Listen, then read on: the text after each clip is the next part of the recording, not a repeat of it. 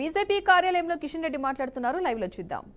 Research organisations కూడా నిధుల కొరత లేకుండా అవన్నీ నేను చెప్పడం లేదు, లిస్ట్ చాలా పెద్దగా ఉంది కాబట్టి వాటన్నిటి కూడా నిధుల కేటాయింపులు చేసిన విషయాన్ని ఈ సందర్భంగా మనవిస్తున్నాను.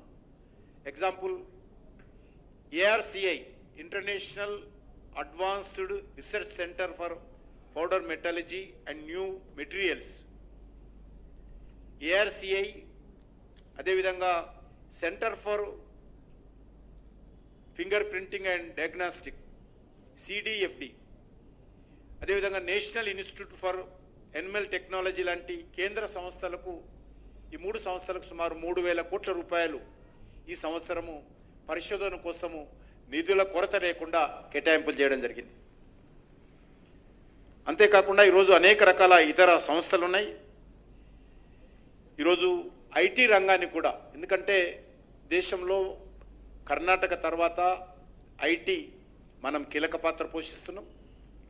దీనికి సంబంధించి మరి ఐటీ రంగానికి మరింతగా పన్నుల సంబంధించినటువంటి సంస్కరణలు తీసుకురావడంతో చాలా ఉపయోగపడుతుందనే విషయాన్ని ఈ సందర్భంగా మనవిస్తున్నాను. టర్నోవర్ ఆధారంగా మరి ట్యాక్స్ వివాదాలు కానీ వాటికి సంబంధించినటువంటి అనేక సంస్కరణలు ఇందులో ప్రవేశపెట్టడం జరిగింది.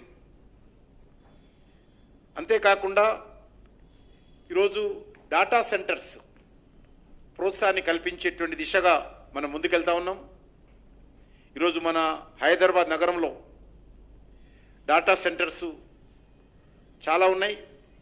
వాటికి మరింతగా ప్రోత్సాహం కల్పించే విధంగా, ఎందుకంటే దేశంలోనే డాటా సెంటర్స్ ఏర్పాటులో మన తెలంగాణ రాష్ట్ర రాజధాని అయినటువంటి హైదరాబాద్ కీలక పాత్ర పోషిస్తుంది. దీన్ని ప్రోత్సహించడం కోసం, అంటే అడిషనల్ న్యూ డాటా సెంటర్స్ దేశానికి రావడంలో కానీ, హైదరాబాద్కు రావడంలో కానీ, అదే కాకుండా ఇప్పటికే ఏర్పాటైనటువంటి డాటా సెంటర్స్ ప్రపంచవ్యాప్తంగా అనేక బహుళజాతి కంపెనీలకు మనం సేవలు అందిస్తూ ఉన్నాం. అమెజాన్ లాంటి అనేక సంస్థలు ఇక్కడ డాటా సెంటర్స్ ఏర్పాటు చేసుకుంటున్నాయి. అనేకమైనటువంటి ఐటీ కంపెనీలు ఏర్పాటు చేసుకుంటున్నాయి. వాటన్నిటిని కూడా కొత్త సంస్థలు రావడం కోసము, ఇప్పటికే రాబోతున్నటువంటి అదేవిధంగా ఉన్నటువంటి సంస్థలలో సేవలు పొందడం కోసం ఇతర దేశాల నుంచి ఏ కంపెనీ వచ్చినా కూడా 2047 వరకు ఏ రకమైనటువంటి పన్నులు లేకుండా ఎగ్జంప్షన్ ఇవ్వడం జరిగింది.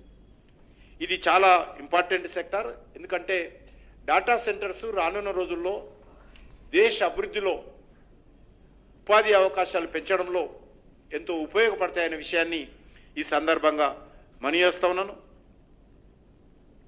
అదేవిధంగా ఈరోజు జాతీయ రహదారుల నిర్మాణం కోసం